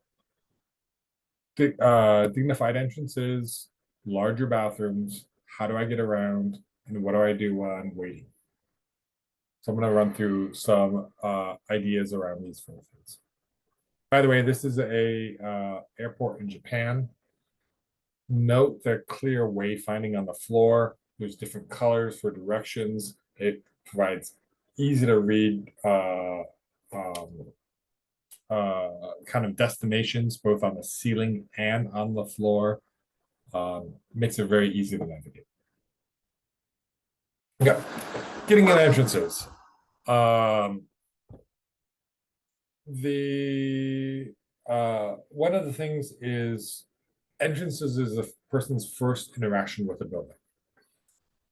If you can make all the entrances accessible and not just the 60% that are required, that's great. Otherwise, you start running into this effect of like, oh, able-bodied people can use this front door. People in wheelchairs have to go around to the side. And that harkens back to Reconstruction and the Jim Crow era laws. And it's a very visceral reminder of what they call othering. And so do what you can in order to make those as accessible as possible. If you can, put push plates at all the major entrances and all the frequently used doors,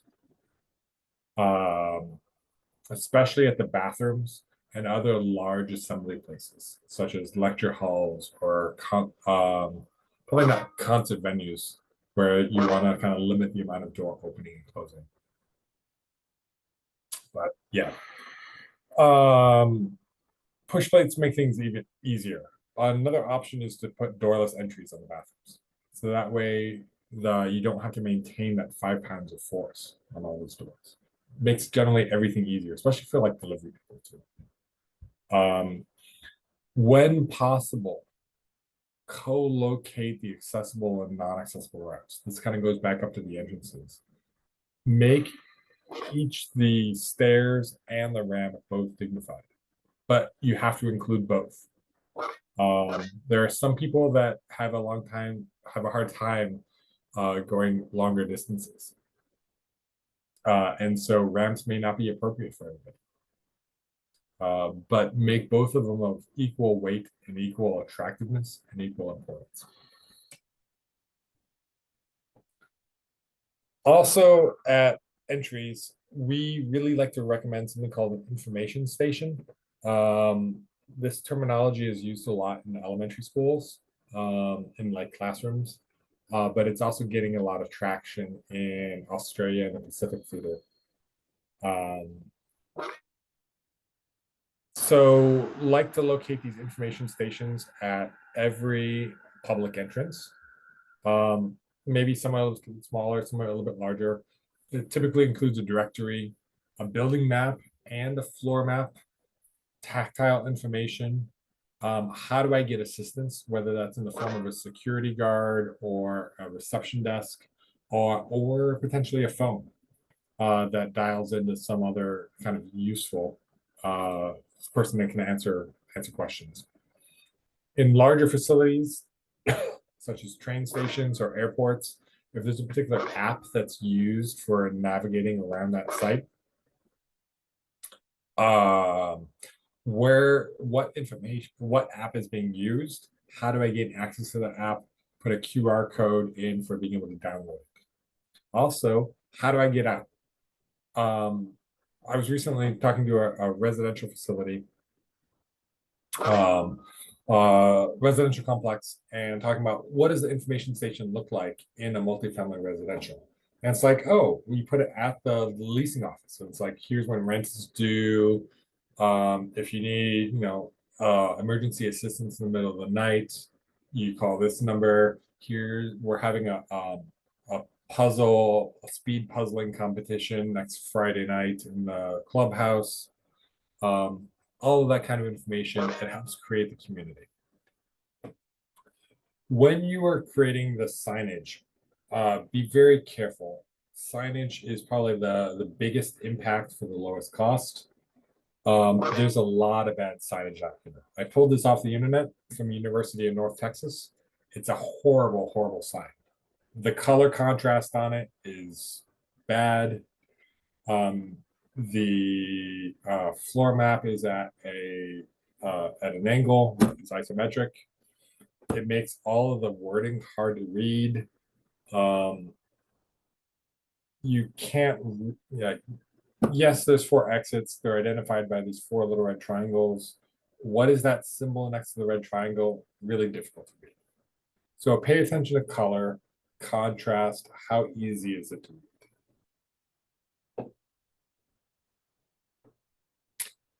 Getting into bathrooms, number one request is bigger bathrooms.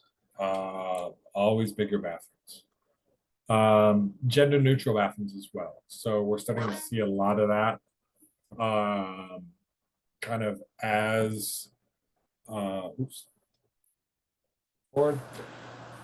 The full height partitions, gender neutral bathrooms. Got to be careful with those about how they're designed. There's a lot of nuances in there. Especially within high schools where there's adolescents that are kind of coming into their own bodies, providing only gender neutral bathrooms, multi-user, it's not appropriate. There are people that need privacy. And so if you're going to be doing multi-user all gender bathrooms, make sure that you also have single user bathrooms as well. So that way there's a chance for greater privacy, especially when it comes to doing your hair or makeup. Think about this in like high schools. You also got to be careful with mirror placement. There's kind of a balance that has to happen of, oh, you want to be able to see into a bathroom to make sure that there isn't anything untoward happening in there. Like there's a group of boys, and I'm kind of scared of that group of boys. So being able to see into the bathroom for security purposes, but also not putting the mirror in a particular place where you can observe what's happening in the bathroom from outside. So how do you balance that security from inside to outside and from outside to inside? Mirror placement is like a very critical thing. Some other things, I had mentioned this just the last slide, but provide one kind of single user unisex bathroom or assisted use bathroom wherever you can. This is beneficial for single parents that have like more than one kid in tow and need to be able to track all of them. It's helpful for adults with developmental disabilities and their caretakers being able to go into a single bathroom together. Yeah. One of the new things in the code that's up and coming, it's in the 2022 OSSC or the 2021 IDC, but it's not yet in the A117. That's coming in this next cycle that's currently under review. The 2023 A117 is caretaker or what they call assisted toileting and assisted showering. You see this grab bar arrangement on the right, much more common in healthcare and elder care facilities, but we're going to start seeing that within other facilities as well. It's incredibly helpful for a person in a wheelchair to have double grab bars, one on each side. If you think about a person in a wheelchair that doesn't have use in their legs sitting on a toilet, how do they pull up their pants? They have to rock from side to side in order to pull up the pants on each side. And having a grab bar on that side assists them to lean in each direction. So one of the things that we're advocating for is putting in your fixed wall grab bar next to your toilet and a second swing up grab bar on the open side of the toilet in public bathrooms. Doorless or automatic doors makes it easier to get in and out of the bathroom. Providing more than one accessible stall in the bathroom. If any of you have flown in an airport, generally that first stall that gets taken is going to be the accessible stall because it's got room for your luggage, room for backpacks. You can put things on the floor and not be squeezed, especially if you're a solo traveler. And by providing more than one, if that one's in use, a person in a wheelchair doesn't necessarily have to wait, or people will use them. And as I can mention earlier as well, provide at least one ambulatory stall in any multi-user bathroom, even if it's not required. It's really easy. It's just paying for a couple of extra grab bars. In bathrooms, one of the fun things I'm heading up to a video game headquarters later this month, or actually next month, to do a universal design survey. And one of the fun things that we've already been talking about is why are sinks all at the same height? Um, and so we have all these like families and kids that are going to be coming through at schools, at these tours for the video games, at children's museums. You can have staggered height sinks. So that way it can accommodate people of different heights. Also makes it a little bit more fun, especially in schools. Have sinks of different colors, and you can say like, "Oh, I'm graduating up to the green sink next year. I can finally reach it." And I kind of use this as an example. It's not appropriate for all situations, but it's just an example that it can be really fun too. You don't have to be limited. Um, yeah. Sinks with enhanced reach range are actually already required within the code. Um, it's not something I see very often. Any bathroom that has six or more sinks is required to have an enhanced reach range, which typically means that the soap dispenser and the faucet is going to be located on the side of the sink rather than the rear of the sink. Um, Occasionally, I'll see this within airports, but why not do that in a typical bathroom?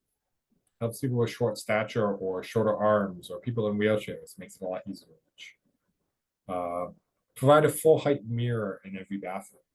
Um, this allows a person in a wheelchair to see all of themselves, all the way down to the pants, not just from the head up.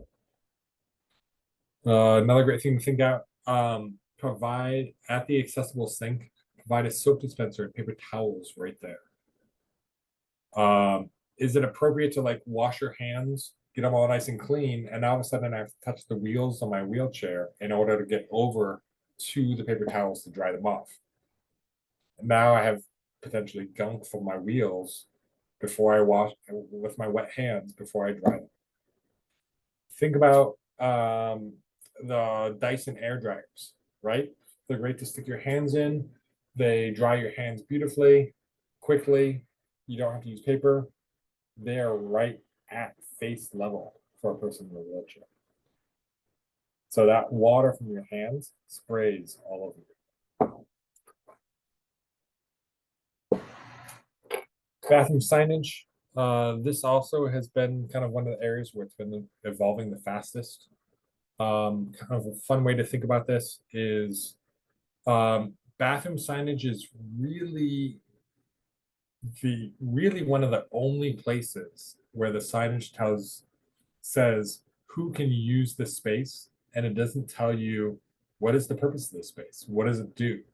I mean, we have room signage that says, oh, cafeteria, here's what's in the space, but restroom signage is men, women. And so there's a movement to change bathroom signage or restroom signage to being a lot more functional as describing what's in the space. Oh, it has a urinal, a toilet, and lavatory. Great. Oh, it doesn't have a baby changing room. Well, let me go find another one. So that way people can evaluate, is this an appropriate, does this have the appropriate facilities for me? Rather than basing it on who that person is or what their identity is. Kind of getting into that wayfinding and signage.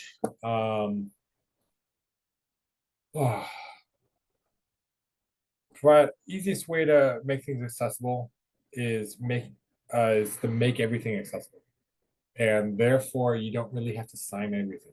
Anybody can go anywhere that they want. Gentle sloping paths, automatic doors, features like that.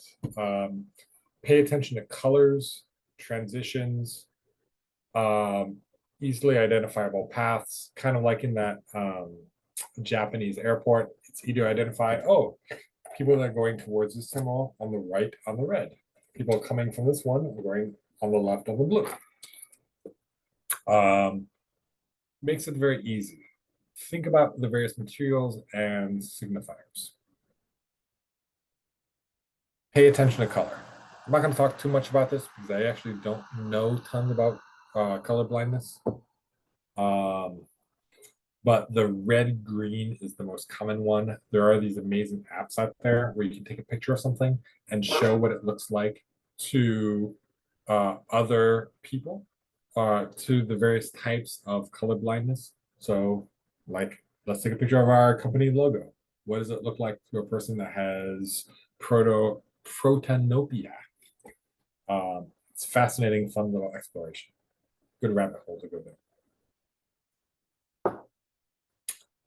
A lot of people talk about tactile wayfinding, especially the little bit more designy firms. They're like, oh yeah, we want to include this. This is cool. This is hip. We want to show this. We're gonna help people. The problem is that there's no uniform standard for it at this point. We see a lot of this adopted into airports and and public spaces like outside exterior sidewalks.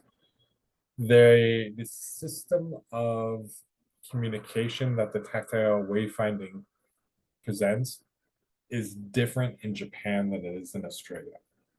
And this becomes a problem once you start putting it, thinking about international air travel. Oh, I'm going to fly to this airport. I need to switch planes. I'm going to follow the tactile wayfinding to my next gate. And then I'm going to fly to another one. And there's a third different system. It gets tricky. The general rules are lines mean go forward. And if it's a grid, it's either a decision or a change in direction or be careful. Yeah. Yeah. I would advise just be careful. Okay.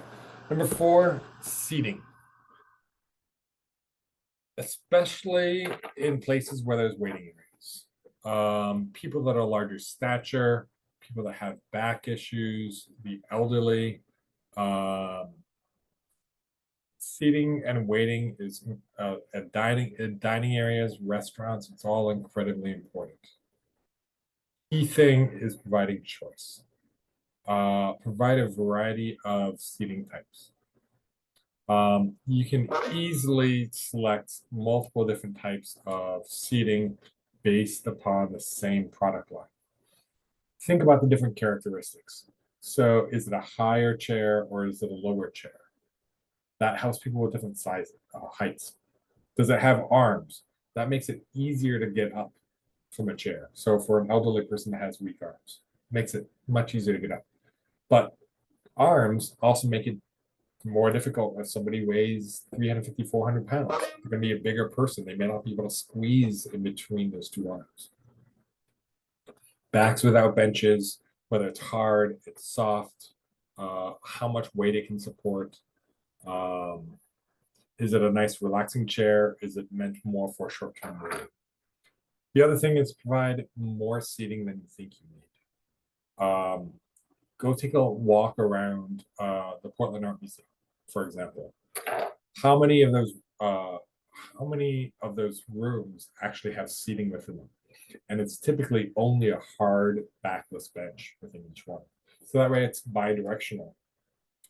But as you're walking through a museum, especially the elderly or people with cane users or a parent and their kid want to sit and contemplate the art, provide more seating than you really think you need. All right, gonna get into some bonus items. Work surfaces. Work surfaces are typically offices, classrooms, libraries, kitchens a little bit, though inside of residential units, it comes down to individual accommodation requests. If you're responsible for the FFE, if you're doing interior design, specify variable height desks and work surfaces. They got these great mechanical desks that go up and down. How many do you specify? There are requirements in assembly spaces for companion seating. That's a good overall guide of how many people might need accommodations within a particular assembly space. Follow that guidance. Use that 1 per 25. And so for every 25 desks, provide, especially like within classrooms, provide a variable height desk in order to accommodate people in various sizes of wheelchairs or different statures. Um, a lot of it comes back to providing variety and options.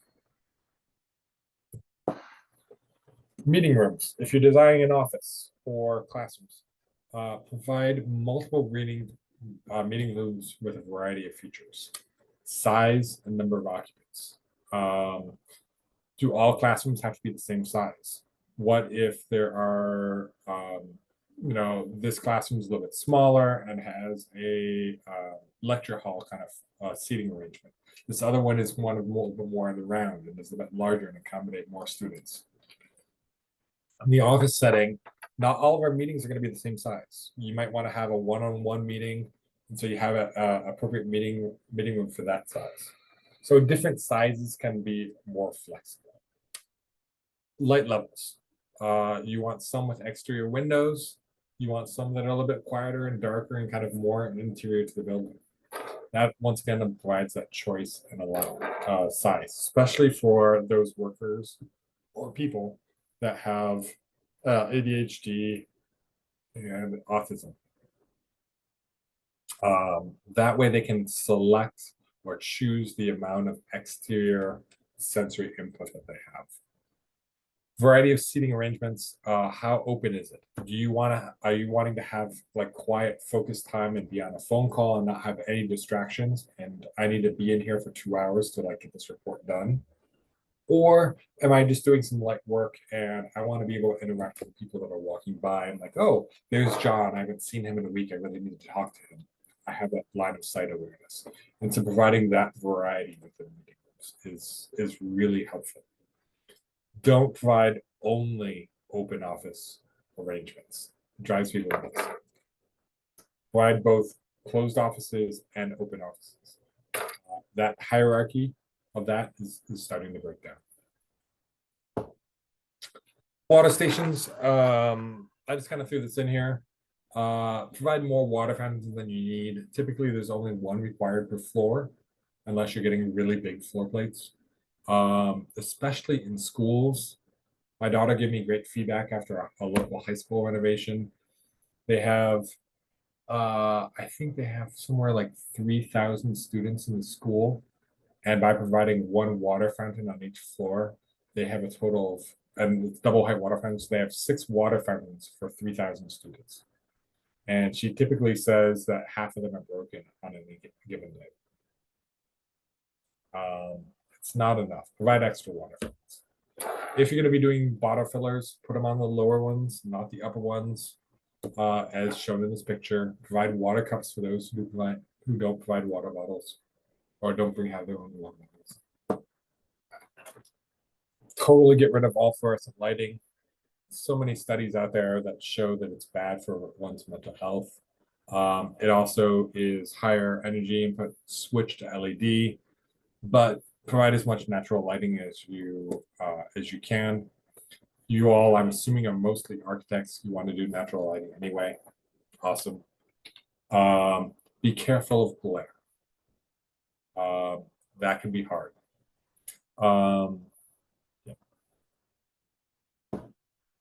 Yeah.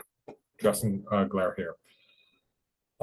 Glass hallways, whether that's focusing to the outside or to the interior, like interior meeting rooms.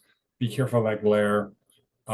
Pay attention to distraction. So if you have open classrooms or classrooms that have glass walls all along the way, it can be really annoying for teachers to constantly ring those students back in. So pay attention to how much distraction there is. Pay attention to the reflectivity, the gloss of the various materials.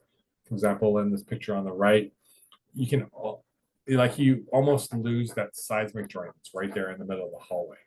You can barely see it where the light is reflecting off it. And so by choosing the gloss of the floor tiles, it's really helpful. Another time where this really comes up is you have a long hallway with a door, set of double doors at the end, and evening light coming through. There's so much light coming in the double doors, you can't really see anything else down the hallway. Ways to mitigate that: put a canopy over the door, put an anti-slip mat right in front of the door. That cuts down on a lot of that reflectivity. And so there's little things like that that help it make it easier to navigate towards the end of that door or end of that hallway. Getting into the meeting rooms themselves, pay attention to the acoustics. Putting acoustic panels on the wall, breaking up that wall surface so you don't get the large echoes, multi-layered ceilings. I say round-ish tables, not necessarily round, but if you do oval or non-rectangular tables, what ends up happening is you get people sitting around it, and people will all of a sudden be able to listen a lot better because they can see other people. They can see who is talking. You don't realize how much of our understanding of speech is by unconsciously seeing who's talking and what they're saying and lip reading. We don't realize that we lip read all the time. Also, high back chairs. That helps separate out the noise from behind somebody. And if there happens to be noise coming in from a room, and it kind of funnels the noise that's being talked to them to their ears. But some people don't like high back chairs too. So once again, it goes back to that variety of seating. Pay special attention to acoustics. The new 2017 A117.1 has technical requirements for acoustics that are scoped in the IBC. They're scoped in weird places. Chapter 12 and chapter 34. So all E-occupancy classrooms, both new and existing, have acoustical requirements at this point.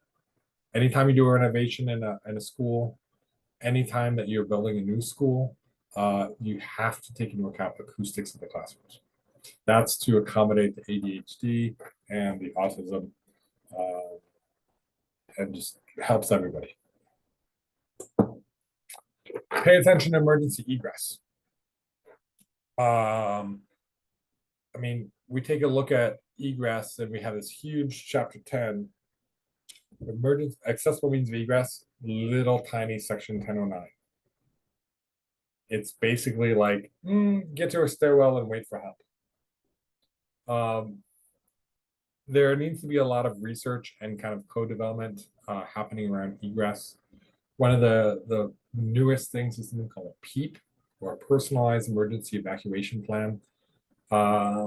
Came out of the Grenfell Tower, and so it's being picked up a lot in England right now, especially in residential facilities and office buildings, where you have a steady, regular set of people that are within a building on a regular basis.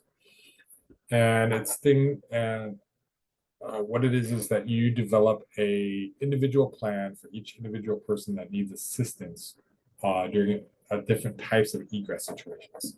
It's like, oh, John, our project manager who has private office down at the end of the hall, he has problems hearing, and yet he sometimes misses the strobes when they go off during fire alarms. Someone has to go and kind of remind him, like, hey, it's time to get out. The strobes are going off. People that get confused easily. People that might have epilepsy and have reactions to strobes. Yeah. Another thing that is being advocated a lot for is the stair chairs. I like to call these the chairs of last resort. Typically, a person in a wheelchair does not want to get out of their wheelchair unless it's absolutely like life-threatening, dangerous situation. Because then they're putting their entire freedom and independence in somebody else's hands. They're an okay idea. They're good to have. How much are they going to be used? I'm not sure.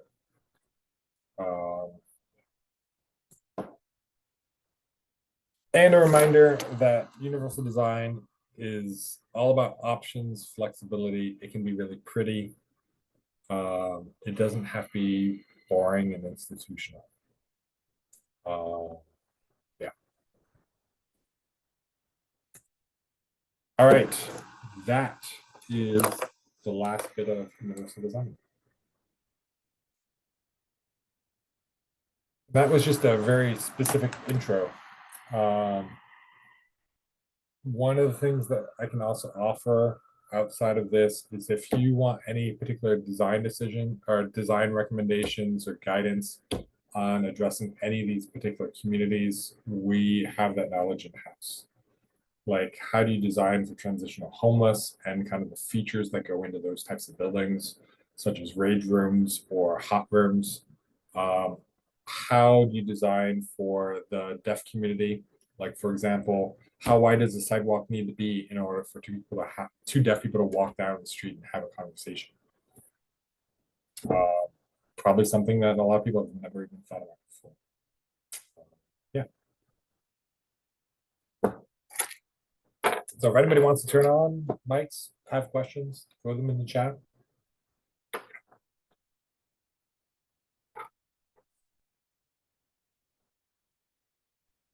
Thanks, Joshua. Like I said in the earlier session, I appreciated the different takes on what the codes were around the country because I'm doing work all over the country. Yep. Be careful in Massachusetts, Florida, Texas, Virginia, California. Those are the odd. Well, I did write down, let's see, Florida, Connecticut, New York states have a new wheelchair symbol. Was that right? New York State requires the dynamic wheelchair symbol. But not Florida or Connecticut? I thought I saw those. Yep, those two as well. Okay.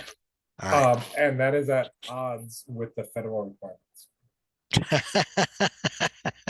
Yep. We'll let them sort that out. Yep. Yeah. All right.